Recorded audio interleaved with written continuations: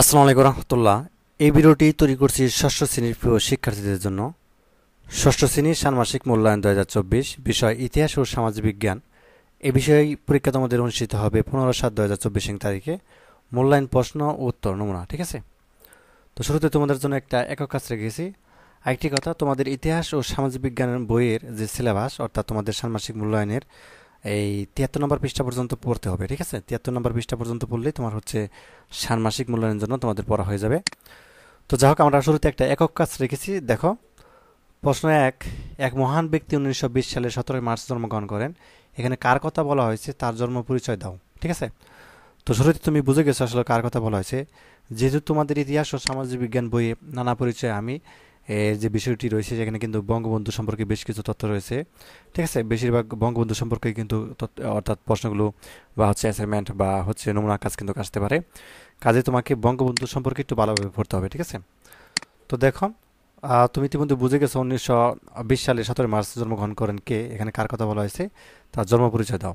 তো এখানে বঙ্গবন্ধু শেখ মুজিবুর রহমানের কথা বলা হয়েছে, এটা তো সবাই জানো। তো এ মহান ব্যক্তি 1920 সালে 17 মার্চ গোপালগঞ্জের টুঙ্গিপাড়া গ্রামের, ঠিক আছে, আহ, পরিবারে জন্মগ্রহণ করেন। তার বাবার নাম কি? শেখ লুৎফর রহমান। এবং মাতার নাম কি? সায়রা খাতুন, ঠিক আছে? এটা হচ্ছে তার একটা সংক্ষিপ্ত পরিচয়। তো তুমি চাইলে আরও বেশি বাড়িয়ে দিতে পারো তিনি আসলে কি কি করেন, ঠিক আছে? এই বিষয় নিয়ে তার পরিচয়, তিনি একজন রাজনীতিবিদ ছিলেন এবং বাংলাদেশের প্রথম রাষ্ট্রপতি ছিলেন তিনি, ঠিক আছে? তো যাই হোক, এই বিষয়গুলো আসলে অ্যাড করতে পারো, কোনো সমস্যা নেই। তো তারপর দেখো, তোমাদের জন্য আরেকটা প্রশ্ন রেখেছি গুরুত্বপূর্ণ, সেটি হচ্ছে বঙ্গবন্ধু সম্পর্কেই। প্রশ্ন দুয়ে, টুঙ্গিপাড়া গ্রামে জন্মগ্রহণকারী মহান নেতা কে ছিলেন? তার জন্মভূমির প্রাকৃতিক সৌন্দর্য কেমন ছিল, ঠিক আছে? তো এখানে তো সহজে এর আগে তো বুঝতে পারলো টুঙ্গিপাড়ায় কে জন্মগ্রহণ করেন, বঙ্গবন্ধু শেখ মুজিবুর রহমান, তাই না? এখন নতুন করে যে প্রশ্নটা সেটি হচ্ছে যে তার যে জন্মভূমি প্রাকৃতিক সৌন্দর্য কেমন ছিল। টুঙ্গিপাড়া যে গোপালগঞ্জ বঙ্গবন্ধু শেখ মুজিবুর রহমান জন্মগ্রহণ করেন, এখানে প্রাকৃতিক যে সৌন্দর্য এটা কেমন ছিল সে ব্যাপারে আমাদেরকে কিছুটা লিখতে হবে। তো আনসারটা আমরা এইভাবে দিতে পারি, টুঙ্গিপাড়া গ্রামে জন্মগ্রহণকারী মহান নেতা হলেন কি? বঙ্গবন্ধু শেখ মুজিবুর রহমান। তিনি যে গ্রামে জন্মগ্রহণ করেন সেই গ্রামের ভিতর দিয়ে বয়ে গেছে কি? মধুমতি নদী, ঠিক আছে?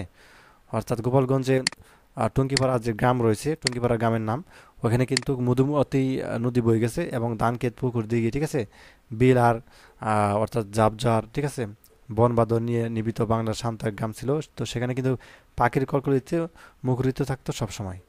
তো যাক, এই বিষয়গুলো হচ্ছে তুমি লিখতে পারো, তো এইভাবে সুন্দরভাবে লিখতে পারো। তো যাক, আমরা হচ্ছে আরও একটি প্রশ্ন দেখবো, সেটি হচ্ছে যে এটা খুবই গুরুত্বপূর্ণ প্রশ্ন, যে আমাদের জাতির পিতাকে, তাকে কেন জাতির পিতা বলা হয়? 4টি বাক্য লেখো, ঠিক আছে? আমাদের বলতে হচ্ছে বাংলাদেশের আসলে জাতির পিতা, অর্থাৎ জাতীয়ভাবে। তো কাকে বলা হয় সেটা লিখতে বলা হয়েছে এবং তার সম্পর্কে আসলে 4টি বাক্য লিখতে বলা হয়েছে, ঠিক আছে? তো 4টি বাক্য কেউ লিখবে, দেখো। তো আমাদের জাতির পিতা হলেন বঙ্গবন্ধু শেখ মুজিবুর রহমান। 1971 সালে বাংলাদেশ মহান মুক্তিযুদ্ধে মূল নেতৃত্ব দেন বঙ্গবন্ধু শেখ মুজিবুর রহমান। তিনি পাকিস্তানের বিরুদ্ধে সংগ্রাম কখনো ভয় পেয়ে পিছু হটাননি। তো ওদের সাথে মন্ত্রিত্ব বা কোনো কিছুর বিনিময়ে আপোস করেননি। তো তিনি নিজের জীবনের পরোয়া করেননি, এমনকি ওদের ষড়যন্ত্র, নির্যাতন, মামলা কোনো কিছুতে কি দমে যাননি। তো তার ডাকে সাড়া দিয়ে বাঙালিরা মুক্তিযুদ্ধে ঝাঁপিয়ে পড়ে এবং বীরের জাতিতে কি পরিণত হয়। তো বঙ্গবন্ধুর মতো এমন মহান নেতা না থাকলে হয়তো বাঙালিদের মুক্তির সম্ভব হতো না। এজন্য বঙ্গবন্ধুকে জাতির পিতা বলা হয়, ঠিক আছে? তো এখানে একটু মোটামুটি ডিটেলসে ভাবে বলা হয়েছে। আসলে প্রশ্নটি যেরকমভাবে করা হয়েছে যে আমাদের জাতির পিতাকে, এটা বলার পরে হচ্ছে তাকে কেন জাতির পিতা বলা হয় এ বিষয়ে 4টি বাক্য লিখতে বলা হয়েছে। তো এখানে অনেকগুলো বাক্য দেওয়া দেওয়া আছে, 4টির বেশি দেওয়া আছে, ঠিক আছে? তো তার সম্পর্কে তো তুমি হচ্ছে 4টি লিখতে পারো, 5টি লিখতে পারো, তবে 4টির কম লেখা যাবে না আর কি। তো আশা করি বিষয়টি বুঝতে পারছো। তো আজকে হচ্ছে আমরা নানা পরিচয় আমরা এটা দেখলাম।